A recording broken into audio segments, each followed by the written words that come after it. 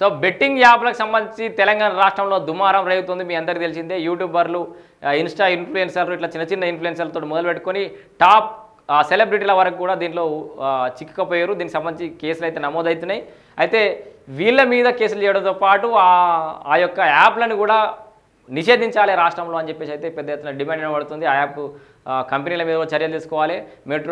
Metro లాంటి దాని మీద కూడా దీనికి సంబంధించిన యాడ్స్ ఉన్నాయని చెప్పేసి ఇప్పుడు ఐపీఎల్ స్టార్ట్ అయింది. ఐపీఎల్ కూడా అవి కనిపిస్తున్నాయి. సో దాని మీద కూడా కేంద్రం చర్యలు తీసుకోవాలని చెప్పేసి అయితే పెద్ద ఎత్తున ఊపందుకుంటుంది. మొత్తంగా దేశానికైతే ఒక దిక్సూచిలాగా రాష్ట్రం నిలబడుతుందని చెప్పుకోవచ్చు. ఈ ఆన్లైన్ మోసాలకు సంబంధించి అయితే సినీ హీరో ప్రభాస్పై కంప్లైంట్. బాలకృష్ణ గోపిచంద్ పైన నేషనల్ సైబర్ క్రైమ్ ఫ్రాడ్స్కు న్యాయవాది ఫిర్యాదు చేసినట.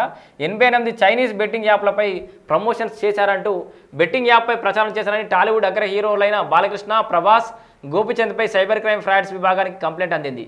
హైదరాబాద్ చెందిన న్యాయవాది ఇమ్మనేని రామారావు ఆదివారం ఆన్లైన్ ద్వారా ఫిర్యాదు చేశారు.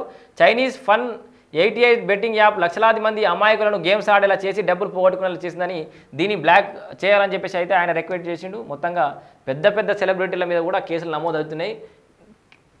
మనం ఈ కేసులు కాకముందు నుంచి కూడా మన యుధిష్ఠిర వార్తా వేదికగా చాలాసార్లు చెప్పినాం. బెట్టింగ్ యాప్ల జోలికి పోకుర్రి, ఆన్లైన్ల గేమ్ల జోలికి పోకుర్రి. ఈజీ మనీ అనేది ఎక్కడ లేదు. ఈ చైన్ సిస్టమ్లు కూడా కొన్ని ఉంటాయి, అవి కూడా వాటిల జోలికి కూడా వేకుర్రి. ఈజీగా డబ్బు వచ్చే అవకాశాలు ఎక్కడ కూడా లేవు.